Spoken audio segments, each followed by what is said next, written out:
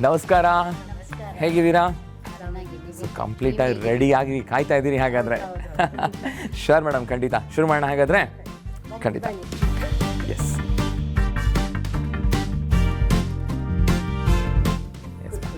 Yes ma'am, ನೀವು ಕೂತ್ಕೊಳ್ಳಿ. ವೀಕ್ಷಕರೇ ನಮಸ್ಕಾರ.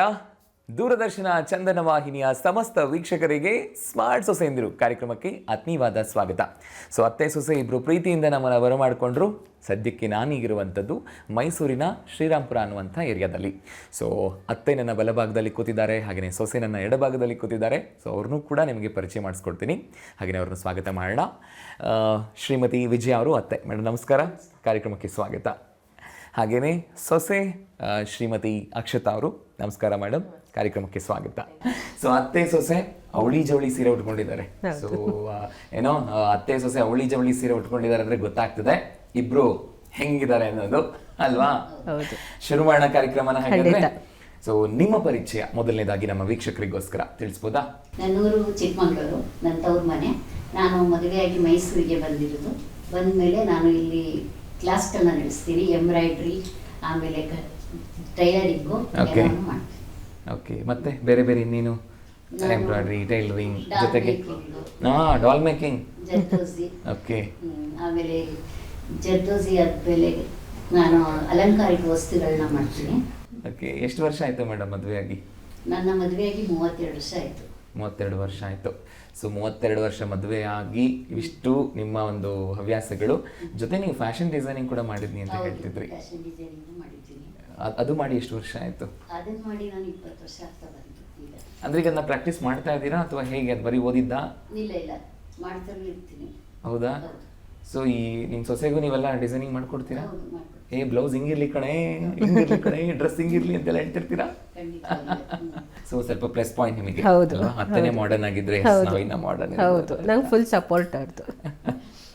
ಹಾಡೆಲ್ಲ ಹಾಡ್ತೀರ ಅತ್ತೆ ಅವರು ಫ್ರೀ ಇದ್ದಾಗ? ನಾವು ಆಡಿಸ್ತೀವಿ ಕಾರ್ಯಕ್ರಮದಲ್ಲಿ, ಡೋಂಟ್ ವರಿ. ಓಕೆ, ಅದು ಅತ್ತೆ ಪರಿಚಯ ಆಯಿತು. ಇನ್ನು ಸೊಸೆ ಪರಿಚಯ ಮಾಡ್ಕೊಳ್ಳೋಣ. ಓಕೆ, ಅಕ್ಷತಾ ಅವರೇ ನಿಮ್ಮ ಪರಿಚಯ?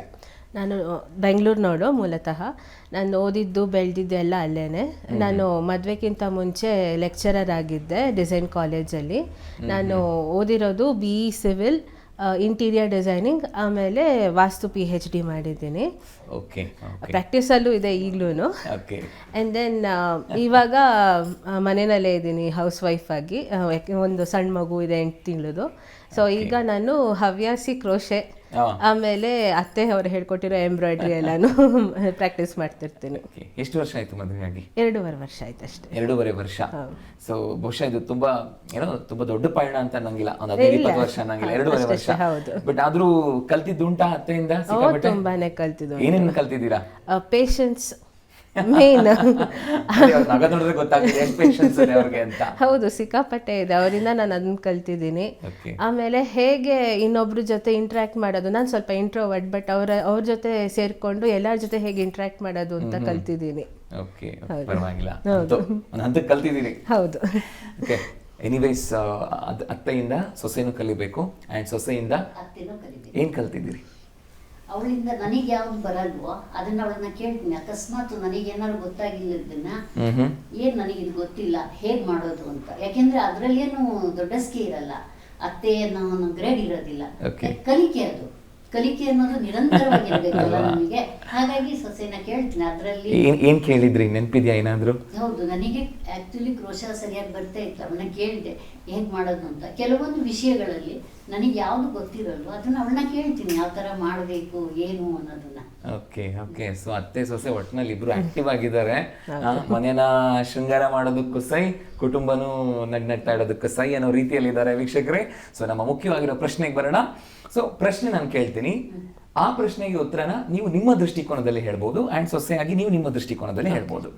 ಸೊ ಪ್ರಶ್ನೆ ಏನಪ್ಪಾ ಅಂತಂದ್ರೆ, ವೀಕ್ಷಕರೇ ಸಾಮಾನ್ಯವಾಗಿ ನೀವು ನೋಡಿ, ಅತ್ತೆ ಸೊಸೆ ಎಲ್ಲಾದ್ರೂ ಒಂದು ಉದಾಹರಣೆಗೆ ಶಾಪಿಂಗ್ ಹೋಗಿದ್ದಾರೆ ಅನ್ಕೊಳ್ಳೋಣ, ಅಥವಾ ಇನ್ನೊಂದನ್ನು ತರಕಾರಿ ತರಕ್ಕೆ ಹೋಗಿದ್ದಾರೆ ಅನ್ಕೊಳ್ಳೋಣ, ಇನ್ನೊಂದೇನೋ ಕೆಲ್ಸಕ್ಕೆ ಹೋಗಿರ್ತಾರೆ.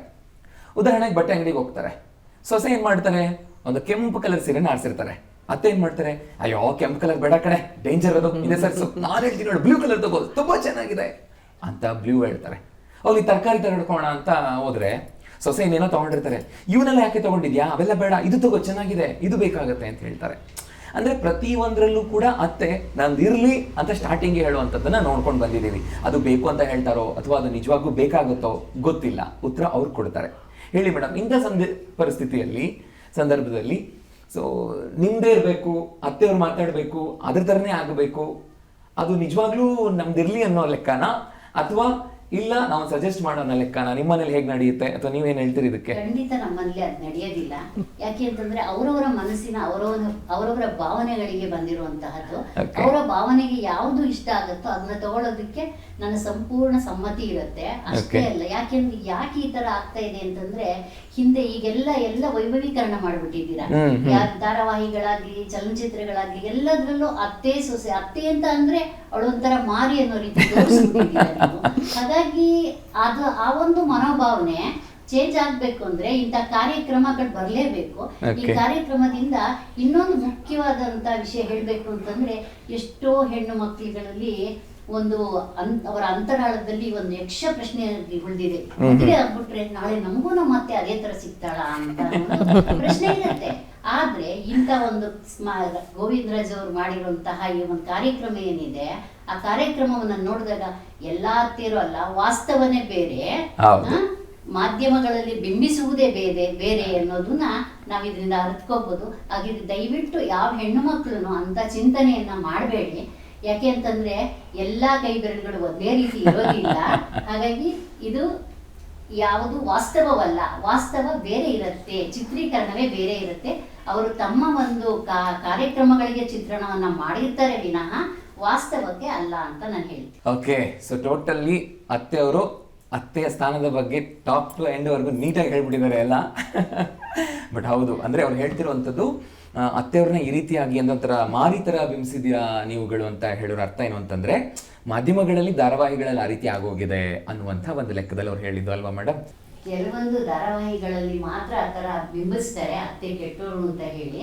ಆದ್ರೆ ಚಂದನದಲ್ಲಿ ಆತರ ಧಾರಾವಾಹಿಗಳನ್ನ ನಾನು ನೋಡ್ಲಿಲ್ಲ. ಓಕೆ, ಸಂತೋಷ ಮೇಡಮ್, ತುಂಬಾ ಸಂತೋಷ. ಇನ್ನು ನಿಮ್ ಸೊಸೆ ಏನ್ ಹೇಳ್ತಾರೆ ಈ ಮಾತಿಗೆ, ಈ ಪ್ರಶ್ನೆಗೆ ಅಂತ ನೋಡೋಣ ಅಲ್ವಾ ಅಕ್ಷತಾ ಅವ್ರೆ? ಸೊ ಏನ್ ಹೇಳ್ತೀರಿ? ಅತ್ತೆಯವ್ರು ಏನೋ ಹೇಳ್ತಿರ್ತಾರೆ, ನಿಜವಾಗ್ಲೂ ಅವ್ರು ಒಳ್ಳೇದೇ ಹೇಳ್ತಿರ್ತಾರೆ, ಅಥವಾ ಕೆಲವೊಂದ್ಸರಿ ನಮ್ದು ಇರ್ಲಿ ನಾವು ದೊಡ್ಡವರು ಅನ್ನುವಂಥದ್ದು ಇರಬಹುದೇನೋ. ಸೊ ಆ ಒಂದು ಪಾಯಿಂಟಿಗೆ ನೀವೇನ್ ಹೇಳ್ತೀರಿ ಅಥವಾ ನಿಮ್ಮ ಮನೇಲಿ ಹೇಗೆ ನಡೆಯುತ್ತೆ? ಆ ಥರ ಯಾವತ್ತೂ ಹಂಗೇನಾಗಿಲ್ಲ. ಅವರು ನಮ್ಮ ಒಪಿನಿಯನ್ಗೆನೆ ಅವರು ಬೆಲೆ ಕೊಡ್ತಾರೆ. ಹಂಗೆ ನೋಡೋಕೆ ಹೋದರೆ ನಾವೇನೇ ಸಜೆಷನ್ ಕೇಳ್ತೀವಿ, ಇದು ತೊಗೊಳೋದು ಅದು ಬೇಡ. ಈಗ ಫಾರ್ ಎಕ್ಸಾಂಪಲ್ ನೀವು ಹೇಳ್ದಂಗೆ ಸೀರೆ ತೊಗೊಂಡ್ರು, ಈಗ ನಾನು ಏನೋ ಒಂದು ಸೆಲೆಕ್ಟ್ ಮಾಡಿರ್ತೀನಿ, ನನಗೇನೋ ಒಂಚೂರು ಇಷ್ಟ ಆಗ್ತಿರಲ್ಲ, ಅವ್ರು ಕರೆಕ್ಟಾಗಿ ಅದನ್ನು ಸಜೆಸ್ಟ್ ಮಾಡ್ತಾರೆ, ಏನು ತೊಗೊಂಡ್ರೆ ಚೆನ್ನಾಗಿ ಕಾಣುತ್ತೆ ಅಂತ. ಹಂಗೆ ನೋಡ್ಕೋದ್ರೆ ಅದು ಕರೆಕ್ಟಾಗಿ ಆಗಿರುತ್ತೆ ಕೂಡ. ಅದರಿಂದ ಅದು ಅವ್ರ ಸ್ಥಾನ ಅಂತ ಅವ್ರೇನು ಇದು ಮಾಡ್ತಿಲ್ಲ, ಅವ್ರೊಂದು ಸಜೆಷನ್ ಕೊಡ್ತಾರೆ. ಈಗ ನಮ್ಮ ಅಮ್ಮ ಹೇಗೆ ಸಜೆಷನ್ ಕೊಡ್ತಾರೋ ಅದೇ ಥರನೇ ಅವರು ಕೊಡೋದು. ಅದರಿಂದ ನಮ್ಮನೇಲಿ ಆ ಥರ ಅಲ್ಲ, ಅವ್ರದ್ದು ಇರಲಿ ಅವೆಲ್ಲ ಏನಿಲ್ಲ, ಅಂದ್ರೆ ಎಲ್ಲರಿಗೂ ಈಕ್ವಲ್ ಇದಿದೆ. ಅಲ್ಲ, ಅವಾಗ ಇವಾಗ ಒಂದ್ಸರಿ ಹೇಳಿದ್ರೆ ಏನು ಅನ್ಸ್ತಿರಲ್ವೇನೋ, ಆದ್ರೂ ಇನ್ನೊಂದ್ ಸ್ವಲ್ಪ ಆಳ ತೆಗಿಬೇಕಲ್ಲ ನಾನು ವಿಷಯ, ಅದಕ್ಕೆ ಹೇಳ್ತಾ ಇದ್ದೀನಿ. ಪ್ರತಿ ಬಟ್ಟೆ ಆಯ್ತು, ಅಡಿಗೆ ಮಾಡ್ತಾ ಇದ್ವಿ, ಇದೊಂದ್ ಚೂರು ಉಪ್ಪ ಬೇಕಿತ್ ಕಣೆ, ನಾನೇ ಹೇಳ್ಬಿಟ್ಟಿರ್ತೀನಿ ಸ್ವಲ್ಪ ಉಪ್ಪು ಕಡಿಮೆ ಅಲ್ವಾ ಇದು ಅಮ್ಮ ಹೇಳ್ತಾರೆ ಅವಾಗ, ಇಲ್ಲ ಸ್ವಲ್ಪ ಸರಿ ಮಾಡ್ಕೊಂಡು ನಿಂಗೆ ಚೆನ್ನಾಗೇ ಮಾಡಿದ್ಯಾ ಅಂತ. ಹಂಗೆ ನೋಡೋಕೆ ಹೋದ್ರೆ ನಾನೇ ನೆಗೆಟಿವ್ ಹೇಳಿದ್ರು ಅವರು ಅದನ್ನ ಇಲ್ಲ ನೀನು ಚೆನ್ನಾಗೇ ಮಾಡಿದ್ಯಾ, ಇದೊಂದು ಇಂಪ್ರೂವ್ ಆದ್ರೆ ಇನ್ನೂ ಚೆನ್ನಾಗುತ್ತೆ ಅಂತ ಹೇಳ್ತಾರೆ. ಈಗ ಎಲ್ಲರೂ ಚೆನ್ನಾಗಿರುತ್ತೆ ಅಂದಿರ್ತಾರೆ, ಆದ್ರೂ ಇನ್ನೊಂದು ಸ್ವಲ್ಪ ಉರಿಬೇಕಿತ್ತು ಇಲ್ವಾ? ಸಾಮಾನ್ಯವಾಗಿ ಇದು ಸ್ವಾಭಾವಿಕವಾಗಿ ಬಂದೇ ಬರುತ್ತೆ. ಅಂದ್ರೆ ಒಂದು ಎಲ್ಲನೂ ಹದವಾಗಿರ್ಬೇಕು ಅನ್ನುವಂಥದ್ದು ಅವ್ರ ಉದ್ದೇಶ ಆಗಿರುತ್ತೆ. ಅದರಿಂದ ಸ್ವೀಕಾರ ಮಾಡುವಂಥ ಮನೋಭಾವ ಅಥವಾ ಆ ಸಮಯ ಸಂದರ್ಭಗಳು ಬೇರೆ ಬೇರೆ ಆಗಿರುತ್ತೆ. ಒಂದಷ್ಟು ಒತ್ತಡಕ್ಕೂ ಎಲ್ಲರೂ ಒಳಗಾಗಿರ್ತೀವಿ. ಅದೇನಾಗುತ್ತೆ, ಜಗಳ ಆಗುತ್ತೆ, ಮಾತಿಗೆ ಮಾತಾಗುತ್ತೆ, ಮುನಿಸಾಗುತ್ತೆ, ಆಗೇನಾಗುತ್ತೆ, ಒಲೆ ಎರಡಾಗುತ್ತೆ. ಸೊ ಇದು ಆಗ್ತಾ ಇರುವಂಥದ್ದಲ್ವಾ? ಹಾಗಾಗಿ ನಾನು ಕೆದಕ್ತಾ ಇದ್ದೀನಿ, ಏನಾದರೂ ಬಿಟ್ಕೊಡ್ತೀರೇನೋ ಅಂತ. ಬಟ್ ಸ್ಟಿಲ್ ಇಲ್ಲ ಅಂತಂದರೆ ಆಬ್ವಿಯಸ್ಲಿ ಹಾಗೆ ನಡೀತಾ ಇದೆ ಅಂತ ನಾವು ಭಾವಿಸಬಹುದು. ನಾವಿದನ್ನ ಅಳವಡಿಸ್ಕೊಳ್ಬೇಕು ಕೂಡ. ಓಕೆ, ಸೊ ಇನ್ನೊಂದು ಚಿಕ್ಕ ಪ್ರಶ್ನೆ ತೊಗೊಂಡ್ಬರ್ತೀನಿ ನಾನೀಗ ನಿಮಗೆ. ಏನಪ್ಪ ಅಂತಂದರೆ, ಈಗ ನೀವು ಫ್ಯಾಷನ್ ಡಿಸೈನಿಂಗ್ ಅಂತ ಹೇಳಿದ್ರಿ ಅಲ್ವಾ? ಇವತ್ತಿನ ಟ್ರೆಂಡಿಗೆ ತಕ್ಕ ಹಾಗೆ ಬಟ್ಟೆಗಳನ್ನ ನಾವೆಲ್ಲ ನೋಡ್ತಾ ಹೋಗ್ತೀವಿ. ಸೊ ಈಗ ಸೊಸೇಂದ್ರ ಅಂದಮೇಲೆ ಅವ್ರ ಟೇಸ್ಟು ಟ್ರೆಂಡಿಗೆ ತಕ್ಕ ಹಾಗೆ ಇರುತ್ತೆ. ನೀವೇನು ಸಜೆಸ್ಟ್ ಮಾಡ್ತೀರಿ ಅದಕ್ಕೆ? ಸೊ ಟ್ರೆಂಡಿಗೆ ತಕ್ಕ ಹಾಗೆ ಹಾಕೊಂಡು ಹೋಗ್ಬೋದು, ವೆಸ್ಟರ್ನ್, ಕ್ಲಾಸಿಕಲ್ ಯಾವ ಥರ ಇರಬೇಕು, ಹೇಗೆ ಅಂತ ಹೇಳ್ತೀರಿ? ಆದರೆ ನಾನು ಹೇಳ್ತೀನಿ, ಅವಳಿಗೆ ವೆಸ್ಟರ್ನ್ ಎಲ್ಲ ಹಾಕೊಂಡ್ರೆ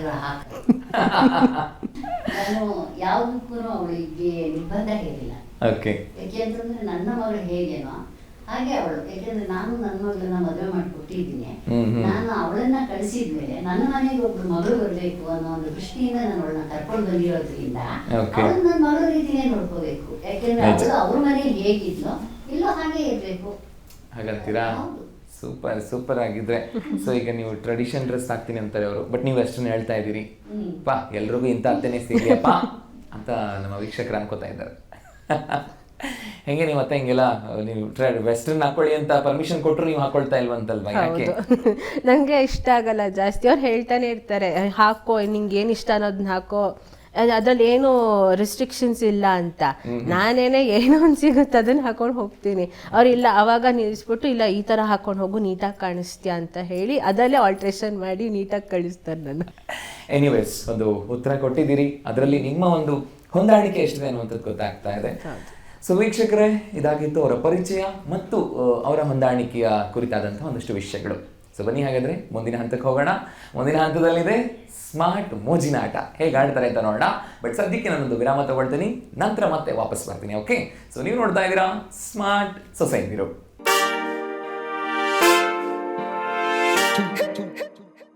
ವೀಕ್ಷಕರೇ, ಮತ್ತೊಮ್ಮೆ ಸ್ವಾಗತ ತಮಗೆ. ನೀವು ನೋಡ್ತಾ ಇದ್ದೀರಾ ಸ್ಮಾರ್ಟ್ ಸೊಸೈಟಿರು. ಸೊ ಮುಂದಿನ ಹಂತ ಸ್ಮಾರ್ಟ್ ಮೋಜಿನ ಆಟ. ಸೊ ಅತ್ತೆ ಸೊಸೆ ರೆಡಿ ಆಗಿದ್ದಾರೆ ಸ್ಮಾರ್ಟ್ ಮೋಜಿನ ಆಟ ಆಡೋದಕ್ಕೆ.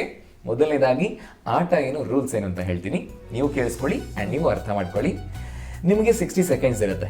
ಅಂದರೆ ಫಸ್ಟು ಅತ್ತೆ ಆಟ ಆಡ್ತಾರೆ, ಅವ್ರದ್ದಾದ ನಂತರ ನೀವು ಆಟ ಆಡಬಹುದು. ಓಕೆನಾ?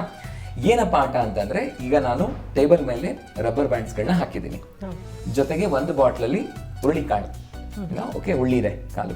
ನೀವೇನು ಮಾಡಬೇಕು ಅಂದರೆ 60 ಸೆಕೆಂಡ್ಸಲ್ಲಿ ನಿಮ್ಮ ಎಡಗೈಯಿಂದ ಒಂದೊಂದು ರಬ್ಬರ್ ಬ್ಯಾಂಡ್ ಇದೆಯಲ್ವಾ, ಅದರಲ್ಲಿ ಒಂದೊಂದೇ ಕಾಳು ಬೀಳಬೇಕು. ಓಕೆನಾ? ಸೊ 60 ಸೆಕೆಂಡ್ಸ್ ಆಗೋ ಹೊತ್ತಿಗೆ ಒಂದು ರಬ್ಬರ್ ಬ್ಯಾಂಡ್ ಸರ್ಕಲ್ ಒಳಗಡೆ ಒಂದೇ ಕಾಳು ಇರಬೇಕು. ಒಂದಕ್ಕಿಂತ ಹೆಚ್ಚು ಇರೋ ಹಾಗಿಲ್ಲ, ಕಡಿಮೆನೂ ಇರೋ ಹಾಗಿಲ್ಲ, ಅದು ಲೆಕ್ಕಕ್ಕೆ ಬರಲ್ಲ. ಒಂದು ಯಾವ್ದಿರುತ್ತೋ ಅದು ಲೆಕ್ಕಕ್ಕೆ ಬರುತ್ತೆ. ಆ ಥರ ನೀವು ಎಷ್ಟು ಮಾಡ್ತೀರಾ ಅನ್ನೋದೇ ಟಾಸ್ಕ್ ಇಲ್ಲಿ 60 ಸೆಕೆಂಡ್ಸ್ ಅಲ್ಲಿ. ಓಕೆನಾ? ಸೊ ಫಸ್ಟ್ ನಾನು ಅತ್ತೆಯಿಂದ ಶುರು ಮಾಡ್ತೀನಿ, ಎಡಗೈಯಿಂದಾನೆ. ಓಕೆನಾ? ಶೋರ್ ಅಲ್ವಾ? ರೆಡಿನಾ?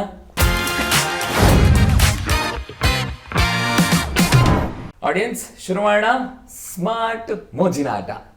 ನಿಮ್ಮ ಸಮಯ ಶುರುವಾಗುತ್ತೆ ಈಗ. ಎಸ್, ಈಗ ಪ್ರಯತ್ನ ಮಾಡಿ ಓಡ್ತಿದ್ದ ಟೈಮಲ್ಲಿ ಒಂದರಲ್ಲಿ ಒಂದೇ ಕಾಳಿರ್ಬೇಕು. ಆಚೆ ಬಿತ್ತು ಲೆಕ್ಕಕ್ಕಿಲ್ಲ, ಜಾಸ್ತಿ ಬಿತ್ತು ಅದು ಲೆಕ್ಕಕ್ಕಿಲ್ಲ. ನೋ, ತುಂಬಾ ಅಸಾಧ್ಯವಾಗಿರೋದನ್ನೇ ನಾವು ಕೊಡ್ತೀವಿ. ನಾನು ಆಮೇಲೆ ಕೌಂಟ್ ಮಾಡ್ತೀನಿ, ಡೋಂಟ್ ವರಿ, ನೀವು ಆಟ ಆಡಿ. ಓಕೆ, ಸೊ 30 ಸೆಕೆಂಡ್ ಆಯ್ತು. ಬೇಗ ಬೇಗ ಬೇಗ, ಫುಲ್ ಕಾನ್ಸಂಟ್ರೇಷನ್ ಅತ್ತೆ, ಕಾನ್ಸಂಟ್ರೇಷನ್. ಮನ್ಸಲ್ಲಿ ಇಟ್ಕೊಳ್ಳಿ ನಾನ್ ಗೆಲ್ಬೇಕು ಅಂತ, ಹೆಂಗಾರ ಮಾಡಿ ಸೊಸೆ ಸೋಲ್ಸೋಣ ಅಂತ ಅನ್ಕೊಳ್ಳಿ.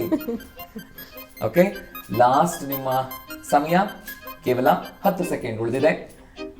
ಎಸ್, ಓಡಿಸಿ. ಹಾ, ಬೇಗ ಬೇಗ ಬೇಗ. Last 4, 3, 2 and 1. Time up. ನೀವು ರಬ್ಬರಲ್ಲಿ ಕಾಳಾಕದೆ ಎಂದೆ, ನೀವು ಪಾರಿವಾಳಕ್ಕೆ ಕಾಳಾಕ್ಬಿಡೀರಾ? ಇದರಲ್ಲಿ ನಾನು ಹೇಳಿದ್ದು ಒಂದು ರಬ್ಬರ್ ಬ್ಯಾಂಡ್ ಒಳಗಡೆ ಸರ್ಕಲ್ ಅಲ್ಲಿ ಬಂದಿರಬೇಕು, ಅದು ಮಾತ್ರ ಕನ್ಸಿಡರ್ ಅಂತ ಹೇಳಿದ್ದೆ. ಎಷ್ಟಿದೆ ಅಂತ ನೋಡೋಣ, ನಾನು ಕೌಂಟ್ ಮಾಡ್ತೀನಿ ಈಗ. ಸೊ 1 ಇದೆ, 2, 3, 4, 5, 6, 7 and 8. 9. ಹಂಗೋ ಹಿಂಗೋ ಮರ್ತಿದ್ದೆ ನಾನು, ನೀವೇ ಗೆಲ್ತಿದ್ರಾ? ಸೊ 9 ಹಾಕಿದ್ದೀರಾ ನೀವು. ಓಕೆ, ಸೊ ಬಲ್ಲಿ ಒಂದು ಒಳ್ಳೆ ಪ್ರಯತ್ನ ಕೊಟ್ಟಿದ್ದಾರೆ ಅತ್ತೆ. ಈಗ ಸೊಸೆ ನೋಡೋಣ, 9ಕ್ಕಿಂತ ಜಾಸ್ತಿ ಹಾಕ್ತಾರ ಅವರು? ಪಕ್ಕಾನಾ? ಮನ್ಸಲ್ಲಿ ಕಡಿಮೆ ಹಾಕ್ಲಿ ಅಂತ ಅನ್ಸುತ್ತಾ? ಓಕೆ, ಈಗ ಸೊಸೆ ಸರ್ದಿ ನೋಡೋಣ. ರೆಡಿ? ನಿಮ್ಮ ಎಡಗೈಯಿಂದ ಒಂದು ಸರ್ಕಲ್ ಅಲ್ಲಿ ಒಂದೇ ಕಾಳಿರ್ಬೇಕು. ಓಕೆ, 3. ಒಂದು ಅತ್ತೆಗೊಂದು ಸವಾಲ್ ಕೊಡಿ. ಅತ್ತೆ, ನಾನೇ ಗೆಲ್ತೀನಿ. ಈಗ ಯಾರಿಗಿದ್ರು ಏನು ಸವಾಲು ಕೊಡಲ್ಲ ಸೊಸೆ. ಶುರು. ಎಸ್, ಬೇಗ ಬೇಗ ಬೇಗ ಬೇಗ ಬೇಗ ಬೇಗ ಬೇಗ ಬೇಗ ಬೇಗ. ಒಂದರಲ್ಲಿ ಒಂದೇ ಕಾಳು ಬೀಳ್ಬೇಕು. 10 ಸೆಕೆಂಡ್ ಆಯ್ತು. ಬೇಗ, ಸೂಪರ್. ಒಂದು ಕಾಳು ಒಂದರಲ್ಲೂ ಬಿದ್ದಿಲ್ಲ, ಎಲ್ಲ ರಿಂಗಿಂದ ಆಚೆನೆ ಬಿದ್ದಿದೆ. 25 ಸೆಕೆಂಡು ಆಯ್ತು. ಬೇಗ ಉಳಿದಿರುವಂಥ ಸಮಯದಲ್ಲಿ ಕನಿಷ್ಠ ಪಕ್ಷ ನೀವು ಸ್ವಲ್ಪನಾದರೂ ಕೌಂಟ್ ಕೊಡಬೇಕಾಗತ್ತೆ. 9 ಮಾಡಿದ್ದಾರೆ ನಿಮ್ಮ ಅತ್ತೆಯವರಲ್ಲಿ. ಇನ್ನು ಕೊನೆ ಸಮಯ ಉಳಿದಿರುವಂಥದ್ದು 40 ಸೆಕೆಂಡ್ ಆಗಿದೆ. 20 ಸೆಕೆಂಡ್ ಬಾಕಿ ಉಳಿದಿದೆ. ಬೇಗ ಬೇಗ ಬೇಗ ಬೇಗ ಬೇಗ ಬೇಗ ಬೇಗ ಬೇಗ ಬೇಗ. ಸಾಧ್ಯ ಆಗ್ತಾನೆ ಇಲ್ಲ. ಒಂದಂತೂ ಹಾಕಿದ್ರಲ್ಲಿ. ಕೊನೆಯ 10 ಸೆಕೆಂಡು. 7, 6, 5, 4, 3, 2, 1 ಟೈಮ್. ಎಷ್ಟಿರ್ಬೋದು ನೋಡ್ತಾ ಹೇಳಿ ಹಂಗೆ. ಎಷ್ಟು ಹಾಕಿರ್ಬೋದು ನಿಮ್ಮ ಸೊಸೆ? 4 ಪಕ್ಕನ ಕೌಂಟ್ ಮಾಡ್ಬಿಟ್ರ ನೀವು ಆಗ್ಲೇ? ಸೊ ಎಷ್ಟು ಹಾಕಿದ್ದಾರೆ? 1, ಓಕೆನಾ? ಸೊ ಹಿಂಗೆ ಹುಡುಕ್ತಾ ಬಂದ್ರೆ 2, 3, 4, 5, 6,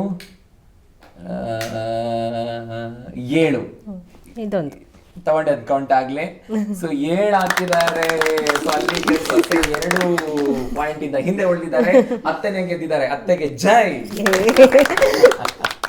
ವೀಕ್ಷಕರೇ, ಸ್ಮಾರ್ಟ್ ಮೋಜಿನ ಆಟ, ಅತ್ತೆ ಸೊಸೆ ಆಟ ಆಡಿ ಅತ್ತೆ ಫುಲ್ ಸ್ಮೈಲಿಂಗ್ ಅಲ್ಲೇ ಇದ್ದಾರೆ. ಹೆಂಗೆ ನಾನು ಹಾಕಿದ್ದು, ಹೆಂಗೆ ನಾವು ಪ್ರೂವ್ ಮಾಡ್ಬಿಟ್ವಿ ನಾವು ಅಂತ. ಬಟ್ ಆಟ ಆದರೆ ಆಟದಿಂದ ಇರುವಂಥ ಒಂದು ಮಜಾ, ಆ ಒಂದು ಉತ್ಸಾಹ ಅಥವಾ ಆ ಒಂದು ಪಾಲ್ಗೊಳ್ಳುವಿಕೆ ಇದೆಯಲ್ವಾ, ಅದು ಜೀವನದ ಪ್ರತಿ ಹಂತದಲ್ಲೂ ಇರಬೇಕು. ಆ ಖುಷಿ ನಗ್ನಗ್ತಾ ಇರಬೇಕು, ಆ ಒಂದು ಹುಮ್ಮಸ್ ಯಾವಾಗಲೂ ಇರಬೇಕು ಅನ್ನುವಂಥದ್ದೇ ನಮ್ಮ ಉದ್ದೇಶ. ಸೊ ಹಾಗಾಗಿನೇ ಇದಾಗಿತ್ತು ಸ್ಮಾರ್ಟ್ ಮೋಜಿನ ಆಟ. ಸೊ ಮುಂದಿನ ಹಂತದಲ್ಲಿ ಹಾಡೋರಿದ್ದಾರೆ. ಸೊ ನಾನು ಆವಾಗಲೇ ಹೇಳಿದೆ ಅತ್ತೆಯವರೇ ನೀವು ಮಾಡಬೇಕು ಅಂತ. ಸೊ ರೆಡಿಯಾಗಿ ಸ್ಮಾರ್ಟ್ ಸಿಂಗಿಂಗ್ ಇದೆ. ಸೊ ಅಷ್ಟರಲ್ಲಿ ಒಂದು ಪುಟ್ಟ ವಿರಾಮ ತಗೊಳ್ತೀನಿ, ಮತ್ತೆ ವಾಪಸ್ ಬರ್ತೀನಿ ನಾನು.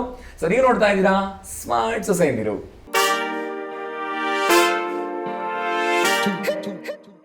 ವೀಕ್ಷಕರೇ, ಮತ್ತೊಮ್ಮೆ ಸ್ವಾಗತ ನಿಮಗೆ. ನೀವು ನೋಡ್ತಾ ಇದ್ದೀರಾ ಸ್ಮಾರ್ಟ್ ಸೊಸೆಯಂದಿರು.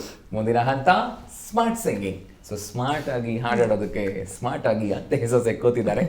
ನಿಜವಾಗ್ಲೂ ಹೇಳಿ, ನಿಮ್ಮ ಸೊಸೆ ಸ್ಮಾರ್ಟ್ ಕಾಣ್ತಾ ಇದ್ದೀರಾ, ನೀವು ಸ್ಮಾರ್ಟ್ ಕಾಣ್ತಾ ಇದ್ದೀರಾ? ನೀವ್ ಹೇಳಿ. ನಂಗೆ ಅವರೇ ಅನ್ಸುತ್ತೆ. ದೇವ್ರೆ, ಅತ್ತೆ ಸೊಸೆನ್ ಬಿಟ್ಕೊಡ್ತಾ ಇಲ್ಲ. ನೀವ್ ಹೇಳಿ, ಯಾರು ಸ್ಮಾರ್ಟ್ ಕಾಣಿಸ್ತಾ ಇದಾರೆ? ಅವರೇನೆ.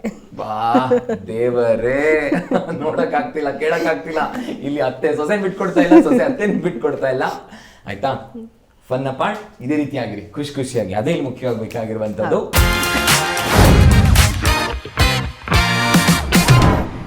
ಸೊ ಹಾಡಕ್ ರೆಡಿ ಅಲ್ವಾ? ಹಾಡ್ತೀರಿ ಅಲ್ಲ? ಶೋರ್? ಸೊ ನಾನೀಗ ವೀಕ್ಷಕರೇ 3 ಹಾಡಿನ ಚರಣಗಳನ್ನ ನಾನು ಹಾಡ್ತೀನಿ. ನೀವು ಅದನ್ನ ಗೆಸ್ ಮಾಡಿ ಹಾಗೆ ಕಂಟಿನ್ಯೂ ಮಾಡ್ಬೋದು ಅಥವಾ ಪಲ್ಲವಿಯಿಂದನೇ ನೀವು ಹಾಡ್ಬೋದು. ಸೊ 3ರಲ್ಲಿ ಯಾರಿಗೆ ಪಾಯಿಂಟ್ ಜಾಸ್ತಿ ಹೋಗುತ್ತೋ ಅವ್ರು ವಿನ್ ಆಗ್ತಾರೆ. ನೀವಾಗ್ರಿ, ನೀವು ಒಂದು 2 ಪಾಯಿಂಟಲ್ಲಿ ಸೋತಿದ್ದೀರಾ. ಈ ರೀತಿ ಆಗಿದೆ. ಮೊದಲನೇ ಹಾಡಿನ ಚರಣ. ಕಲ್ಯಾಣವೇ ಕಲ್ಯಾಣವೇ ಮನಸ್ಸಿಗೆ ಕಲ್ಯಾಣವೇ, ನೇಸರನ ಪಲ್ಲಂಗದಿ ಪ್ರಣಯಕ್ಕೆ ಸೋಬಾನವೇ, ಕುಹು ಕುಹು ಕೋಗಿಲೆ ವಸಂತಕ್ಕೆ ಬಾರಲೆ, ಸಖಿಯರ ಸೇರಿನಿ ಸುಖಿ ಪದ ನೀಡಲೆ, ನನ್ನ ನನ್ನ ನನ್ನ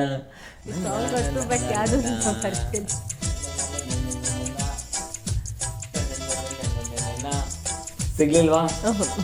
ಸಿನಿಮಾ ಯಾವ್ದು ಗೊತ್ತಾ? ಸೂರ್ಯವಂಶ. ಮೇಘಗಳ. ಹಾಡಿ ಹಾಡಿ ಹಾಡಿ ಹಾಡಿ ಹಾಡಿ ಹಾಡಿ ನಾನು ಲಿರಿಕ್ಸ್ ಕೊಡ್ತೀನಿ, ಹಾಡಿ. ಕರೆಕ್ಟ್ ಅದು, ಮೇಘಗಳ ಅಂತ. ಓ ಮೇಘಗಳ ಬಾನಿನಲ್ಲಿ ಬಾಗಿಲಲ್ಲಿ ಚಂದ್ರಮುಖಿ, ಆ ಚಂದ್ರಮುಖಿ ಸೋದರಿಯೇ ಪ್ರೇಮ ಸಖಿ, ಹೃದಯಕ್ಕೆ ಪನ್ನೀರಲಿ ಅಭಿಷೇಕವ ಮಾಡಿದಳು. ಅಲ್ಲಿ ಸ್ವಲ್ಪ ಪ್ರಯತ್ನ ಮಾಡಿದ್ದಾರೆ ಅಲ್ವಾ? ಸೊಸೆ ಚಪ್ಪಾಳೆನೆ ಕೊಡ್ಲಿಲ್ಲ ನೀವು, ಗೆಲ್ಸ್ಬಿಟ್ರಿ ಸೊಸೆನ. 2ನೇ ಹಾಡಿ ರೀತಿಯಾಗಿದೆ.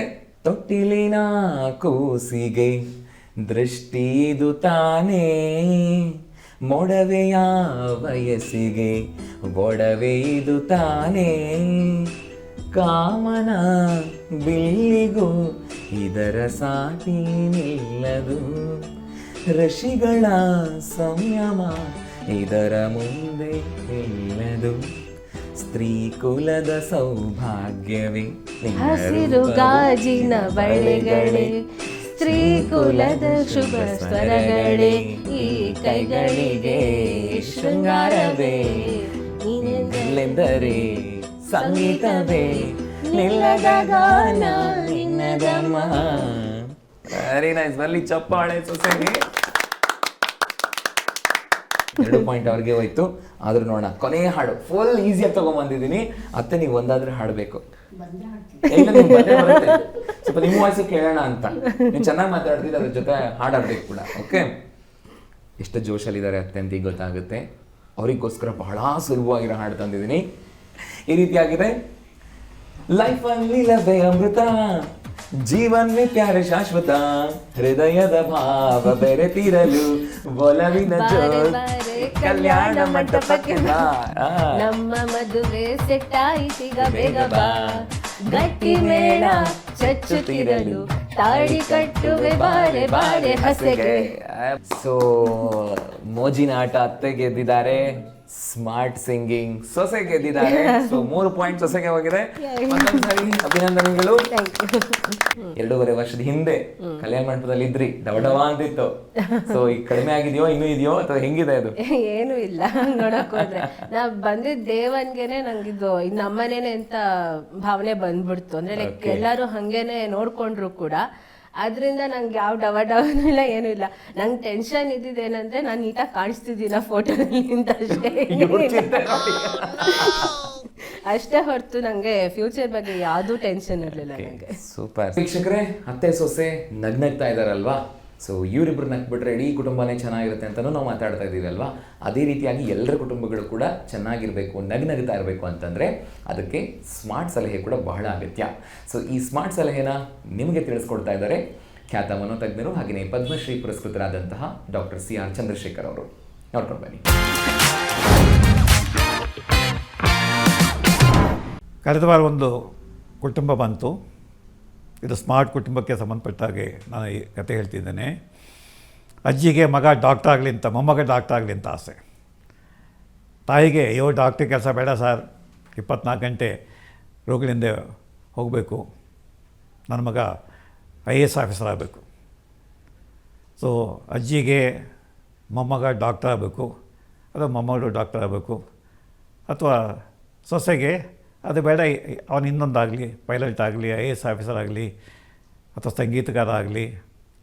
ಈ ಥರ ಮೊಮ್ಮಕ್ಕಳ ವಿದ್ಯಾಭ್ಯಾಸದ ಬಗ್ಗೆ, ಕೋರ್ಸ್ ಬಗ್ಗೆ, ಮುಂದೆ ಅವ್ರು ಏನಾಗೋದ್ರ ಬಗ್ಗೆ ಕೆಲವು ಕುಟುಂಬಗಳಲ್ಲಿ ವಿರಸ ಹತ್ಕೊಡುತ್ತೆ.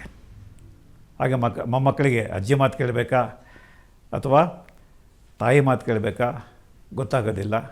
ಸೊ ಆ ದೃಷ್ಟಿಯಿಂದ ಮೊಮ್ಮಕ್ಕಳ ವಿಚಾರದಲ್ಲಿ ಅತ್ತೆಯಂದಿರು, ಹಾಗೆ ತಮ್ಮ ಮಕ್ಕಳ ವಿಚಾರದಲ್ಲಿ ಸೊಸೆಯಂದಿರು ಕೂತ್ಕೊಂಡು ಮಾತಾಡಬೇಕಾಗತ್ತೆ. ಇಡೀ ಕುಟುಂಬ ಮಕ್ಕಳ ಭವಿಷ್ಯದ ಬಗ್ಗೆ, ಅವ್ರು ಯಾವ ಕೋರ್ಸ್ ಸೇರ್ಕೋಬೇಕು, ಮುಂದೆ ಏನಾಗಬೇಕು. ಹಾಗೆ ಈಗ ಹಾಬಿಗಳಿದ್ದಾವೆ, ಸಂಗೀತ ಇದೆ, ನೃತ್ಯ ಇದೆ, ಮತ್ತೊಂದಿದೆ. ಅಲ್ಲಿ ಅತ್ತೆ ಸೊಸೆ ನಡುವೆ ಭಿನ್ನಾಭಿಪ್ರಾಯ ಬಂದು ಅದೇ ದೊಡ್ಡ ವಿಚಾರ ಆಗಿ ಇಡೀ ಕುಟುಂಬ ನರಳುತ್ತೆ. ಹಾಗೆ ಮಕ್ಕಳಿಗೆ ಕನ್ಫ್ಯೂಷನ್ ಶುರುವಾಗುತ್ತೆ. ಸೊ ಆ ದೃಷ್ಟಿಯಿಂದ ಮನೆಯ ಮಕ್ಕಳ ಬಗ್ಗೆ ಏನಾಗಬೇಕು ಅನ್ನೋ ಬಗ್ಗೆ ಅತ್ತೆ ಸೊಸೆರು ಕುಳಿತು ಮಾತಾಡಿ ಒಂದು ನಿರ್ಧಾರಕ್ಕೆ ಬರ್ತಕ್ಕಂಥದ್ದು, ಅಲ್ಲಿ ಸಾಮರಸ್ಯವನ್ನು ಬೆಳೆಸ್ತಕ್ಕಂಥದ್ದು ಬಹಳ ಮುಖ್ಯ. ಆಗ ಕುಟುಂಬ ಸುಖಿ ಕುಟುಂಬ ಆಗುತ್ತೆ. ವೀಕ್ಷಕರೇ, ತಿಳ್ಕೊಂಡ್ರಿ ಅಲ್ವಾ? ಹಾಗಾದರೆ ಸ್ಮಾರ್ಟ್ ಸಲಹೆನ ಅವುಗಳನ್ನು ನಾವು ಅಳವಡಿಸ್ಕೊಳ್ಳೋಣ ಮತ್ತು ನಮ್ಮ ಜೀವನನ ಖುಷಿಯಾಗಿ ಇಟ್ಕೊಳ್ಳೋಣ, ಸಂಬಂಧಗಳನ್ನು ಅಷ್ಟೇ ಅದ್ಭುತವಾಗಿ ನಾವು ಸಂಭ್ರಮಿಸೋಣ ಅಲ್ವಾ? ಸೊ ಬನ್ನಿ ಹಾಗಾದರೆ ಅತ್ತೇನು ಕೇಳೋಣ, ಹೇಗೆ ಅನ್ನಿಸ್ತು ಕಾರ್ಯಕ್ರಮದಲ್ಲಿ ಭಾಗವಹಿಸಿ, ಮತ್ತು ಕಾರ್ಯಕ್ರಮದ ಉದ್ದೇಶ. ಈ ಪ್ರಸ್ತುತ ಪರಿಸ್ಥಿತಿಗೆ ಇಂಥ ಒಂದು ಕಾರ್ಯಕ್ರಮ ಬಹಳ ಮನಮುಟ್ಟು ಹಾಕಿ ಮೂಡಿ ಬರ್ತಾ ಇದೆ ಈ ಚಂದನ ವಾಹಿನಿಗೆ. ಅದಕ್ಕೆ ನನಗೆ ಏನು ಸಂತೋಷ ಆಯಿತು ಅಂದರೆ, ಈ ಒಂದು ಸಾಮಾಜಿಕ ವ್ಯವಸ್ಥೆಯಲ್ಲಿ ಯಾವ ಥರ ಇರಬೇಕು ಅನ್ನೋದನ್ನ ಈ ಒಂದು ಸ್ಮಾರ್ಟ್ ಸೊಸೈಟಿ ತೋರಿಸ್ತಾ ಇದೆ. ಇದರ ನಿರ್ದೇಶಕರಾಗಿರ್ತಕ್ಕಂಥ ಗೋವಿಂದರಾಜ್ ಅವರು ಬಹಳ ಒಳ್ಳೆ ಕಾರ್ಯಕ್ರಮವನ್ನ ನಿರೂಪಿಸಿದ್ದಾರೆ ಅಂತ ಹೇಳಿ ನನಗೆ ಅನ್ಸುತ್ತೆ. ಕಾರಣ ಇಷ್ಟೇ, ಒಂದು ರಥಕ್ಕೆ 2 ಚಕ್ರ ಹೇಗೆ ಮುಖ್ಯನೋ ಒಂದು ಸಂಸಾರಕ್ಕೆ ಅತ್ತೆ ಸೊಸೆ ಅನ್ನೋರು ಬಹಳ ಮುಖ್ಯ.